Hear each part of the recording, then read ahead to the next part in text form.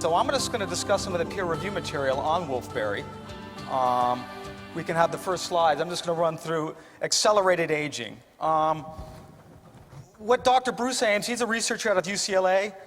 Dr. Bruce Ames said that every cell in our body is exposed to 100,000 insults, oxidative damage, free radical damage, every day.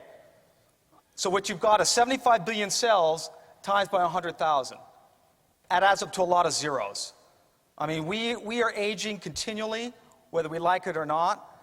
And one of the things we look at is what will stop that. A lot of the things that are connected with aging, accelerated aging, is DNA damage. Our DNA is continually being oxidized. There's a direct connection between longevity and controlling free radicals in the body. A lot of times what you see is in free radical inactivation, what happens when a free radical attacks you? But what happens is a free radical takes lipids in your body and it turns them rancid. It's like you're going rancid from the inside out. I know these people that love flaxseed oil, but what happens when you take your flaxseed oil?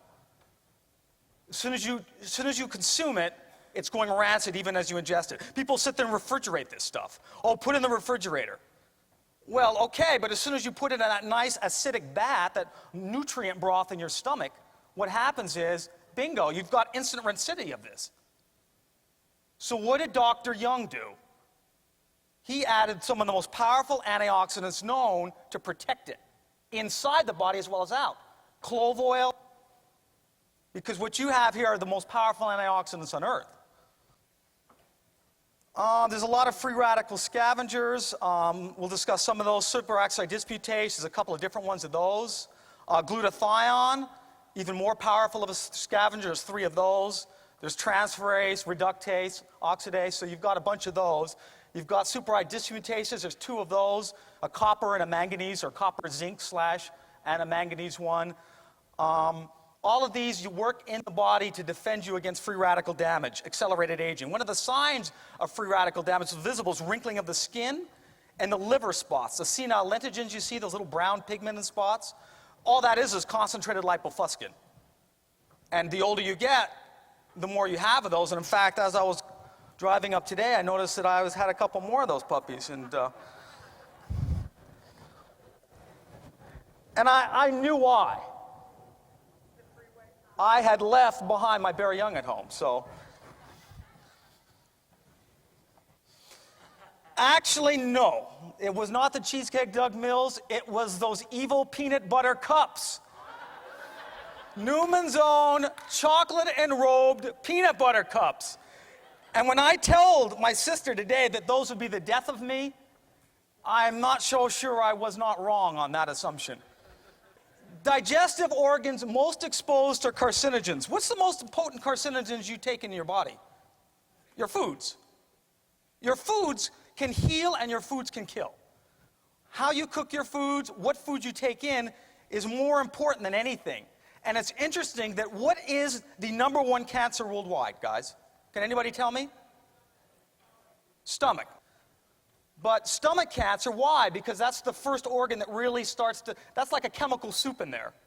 I mean, you start ingesting all of this food and you've got a whole patchwork of enzymes, proteolytic enzymes, chymotrypsin, trypsin, concentrated hydrochloric acid going to work on these. And if you don't take in the right types of antioxidants, the right type of foods, well, that's the first place subject to cancer. DHA is an interesting fatty acid. DHA is 6 times unsaturated, very unstable fatty acid. It's in fish oil. The problem with that is that your body requires it for brain and eye health. It's also concentrated in the heart and the liver. Well, you've got such an unstable fat, your body works very hard to keep the integrity of that long-chain fat, because without DHA, which is the big fat in fish, docosahexaenoic acid, what happens is that you start losing your mind. You start losing your eyesight, and you start wearing these. So as that fat degrades, how can you forestall that? Well, that's what we're going to discuss today, because antioxidants are pretty key in keeping the long-chain fats inside your body preserved. You want to preserve your body from the inside out. And so we're going to talk about nutritional things. Look at the type of free radicals. Initially, when I started looking at this, I thought there were only 4 kinds of free radicals. Hydrogen peroxide, superoxide, singlet oxygen, and hydrogen peroxide. So you got the 4 there. As I got into this, there's a lot more than that. There's actually 2 kinds of nitrogen radicals, peroxynitrite and nitric oxide.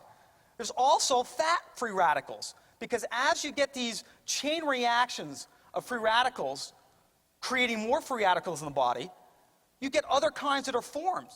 So you not only have nitrogen-type free radicals, you don't have oxygen-type free radicals, but you've got lipid peroxide and alkyl peroxides.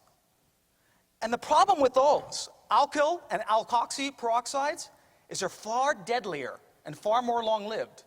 And they are directly related to the fats and the antioxidant type of nutrients you consume. So what we want to talk about today is how do we stop this kind of stuff? It's interesting that the probability of developing invasive cancer increases with age. As your lipofuscin levels go up, as your level of oxidation stress goes up, as the thymine glycol in your body goes up. A male aged 40 to 49 has a 1 in 12 chance of contracting some form of cancer, which is really a form of DNA damage, accelerated aging. But by the time the male is from 60 to 79 years old, he's got a 1 in 3 chance. He's quadrupled his odds right there, just going from one age category to the next. What happens with damage to the DNA is you have a failure to recognize the damage. You have failure of lesion repair. The repair processes go amok. This initiates mutation, and then you have incorrect repair of the lesion, which not invariably, but usually leads to some kind of malignancy. We know that foods can stop mutation. Christy Steinmetz in 1996 at the World Cancer Research Fund did a lot of research. She did one of these big review studies where you review tons and tons of research on fruits and vegetables. And, 206 large population studies. And they found that invariably, the people that consume the most fruits and vegetables usually had the least incidence of cancer or cellular mutation. Even Time magazine is now, hey, guess what? The science is staying healthy. This was an article published about a year ago, and it basically said, we need to start watching what we eat because there are some powerful foods out there. So let's look at one of the most powerful foods known. Let's just go through some of the nutrients in it. Dr. Young has gone through this for years, but I just wanted to point out a couple of things. He points out at 16% protein, very valuable. But even more important, people say, oh, wolfberry's got a lot of sugar in it. There is some sugar in wolfberries, but guess what? In 8 ounces of wolfberry, you've got 150% of the RDI for chromium. Well, chromium assists in insulin sensitivity. It increases glucose uptake by the cell.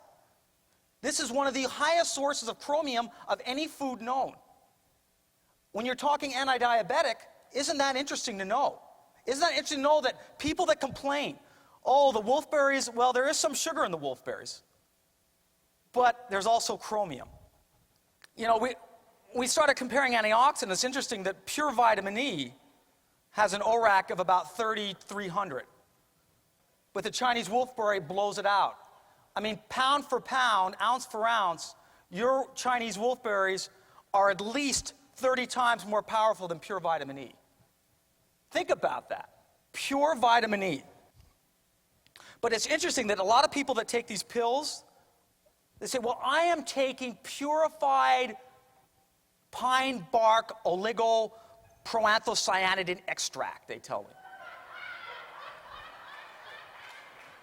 Maritime pine from Quebec, where they have the best pine trees in the world.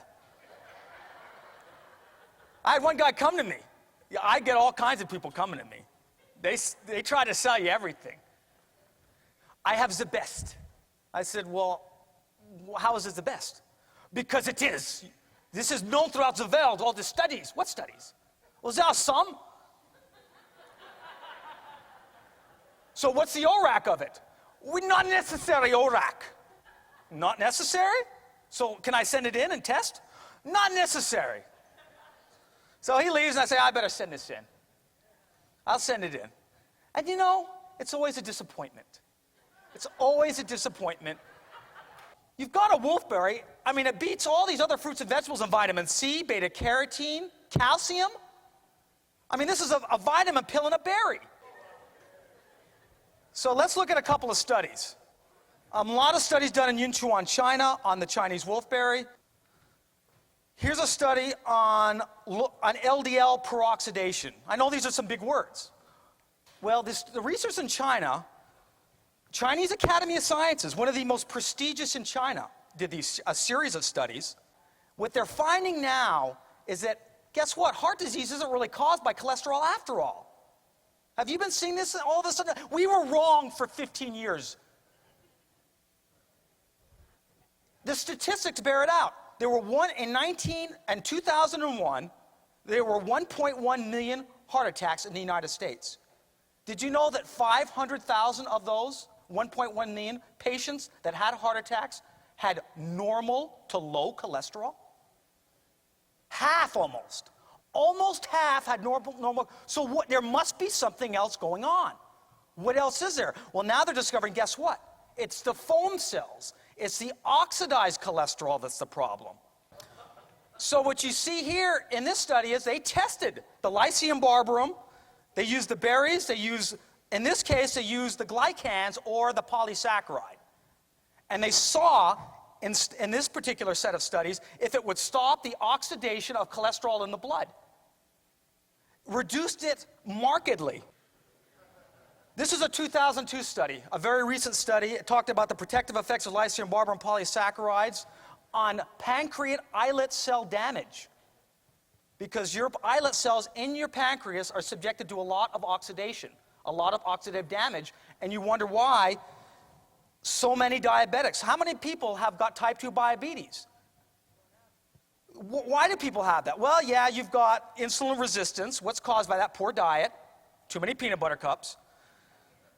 But what's happening as you get older is your pancreas starts producing malformed insulin. It doesn't produce the right sort of insulin. When the GLUT4 receptor on the cells tries to, when it docks in to say, okay, let some glucose into the cell, the GLUT4 receptor says, you're insulin? What happened to you? Looked like you got beat up. Well, I'm newly minted insulin. The islet cells just created me. Well, you look like about 40 miles of bad road, dude. You better go and get recreated. What's this caused by? It's caused by poor diet. It's caused by oxidative damage to your islet cells. And all of a sudden, you've got this slow degenerative process of disease where you've got this non-insulin dependent diabetes, type 2 diabetes, this insulin resistance syndrome, and you've got all these problems that come along with that. Dyslipidemia, hypoglycemia, hyperglycemia. One of the things that Gary is of interest to Gary is the liver. I wanted to go a little bit more into this, but this is a series of slides that were actually conducted at the Seoul National University in Korea. I mean, this was the state university, the National University in Seoul, did a series of tests on wolfberry and liver function over a period of 8 years. And what they wanted to find out was exactly what was in the Lycium chinense, which is very closely related to the barbarum, but not the same, what exactly in it in the wolfberry that was protecting liver cells from damage. And so what they found was there's something called a cerebroside. It sounds like a new mental food, but it's a new liver food of some sort. So a couple of years later, they started doing different sets of tests, actually feeding mice wolfberries, feeding and then stressing their livers. In this case, it was a culture test. They took rat liver cells and they stressed them. And to find out what would happen if we stressed these liver cells and didn't have wolfberry, or exposed to a wolfberry extract, and what if we stressed them and they didn't have.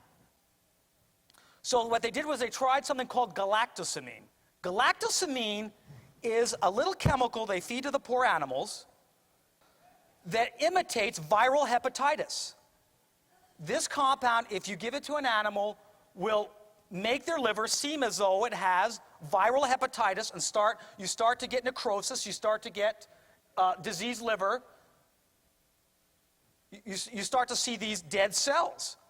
And so they said, well, let's find out if the wolfberry can protect these liver cells, both in vitro and then later in vivo, against galactosamine.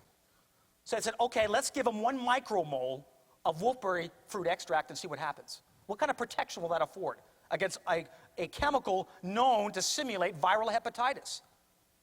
40% on 1 micromole. That is a tiny amount, guys. Tiny. A millionth. Micro. Think about that. 5 micromoles afforded 60% protection. And 70 to 80% protection on the 10 micromole levels. Protecting the liver against one of the most potent known liver damagers, toxins. Now let's go into some of the immunity, the immunoactive constituents of Lycium barbarum. And I know you've discussed that a little bit, but we're going to go into a new look at immunity because the wolfberry has a very special effect on immunity. What you see in people as they get older is that you see an immune dysregulation. And this is very common, especially with people as we get arthritis. Arthritis is nothing more than a disease, an autoimmune disease. You hear these all the time. I have an autoimmune disease. It means your immunity has gone amok. Your immune cells are not able to recognize what is my cell and which is a foreign cell. You have a more pro-inflammatory type of immunity as you get older, and when you're in your middle ages, you have more of an anti-inflammatory immunity or more balanced immunity. So what they found is that wolfberry not only stimulates immunity, because a lot of people say, well, I'm worried about overstimulating immunity. What if I have arthritis? What if I've got some kind of fibromyalgia? What if I've got some kind of an autoimmune disease? Can I not take wolfberry? Basically, they tested Chinese wolfberry and saw if they had any, along with some others, to saw if they had any type of anti-inflammatory effect. They did. Well, that is very, very important because what it's saying is that this is stimulating immunity in a way that's more conducive with normal immunity. It's less inflammatory and more anti-inflammatory. Let me discuss a little bit about ellagic acid. What they are finding is that ellagic acid may be the most potent DNA protectant known. Very powerful on scavenging free radicals. So some years ago, I had the wolfberry tested on ellagic acid content. And wouldn't you like to know what the answer was? 0.1 milligrams per gram of ellagic acid, which is fairly high. What you see with our berry young juice is something very special. Because the problem with the whole wolfberry is, while it's the highest known antioxidant food, is that it's a solid. Gary has seen whole wolfberries not partially digested. I mean, you have to chew them. And if you don't have proper digestion, if you have achlorhydria or hypochlorhydria, where you don't produce enough stomach acid, you're not going to get the same kind of benefit from the wolfberry. So they're saying, well, why do you have a juice? Because the wolfberry juice, when you have it juiced, that's been pulled from the berry, it's far more better assimilated. And so one of the things he did was he put the wolfberry juice together with some other polyphenolic juices to create something that has a synergy, where you get your vitamins, you get your minerals, and you get the form of wolfberry most assimilated in the body. What makes our berry young unique? I mean, you see all of the knockoffs out there, but so in my mind I ran down, well, why is the berry young juice so powerful? Why do people get benefits from the wolfberry, our berry young juice, that they don't get off of any other juice? Well, first of all, you need to remind them that the berry young juice is the only juice to have essential oils in it. How many other juices have pure essential oils in them? Therapeutic grade. High in limonene, a DNA protectant. How many? None. None that I've ever seen. Only juice to have had clinical research done on it. The only juice to have pomegranate juice.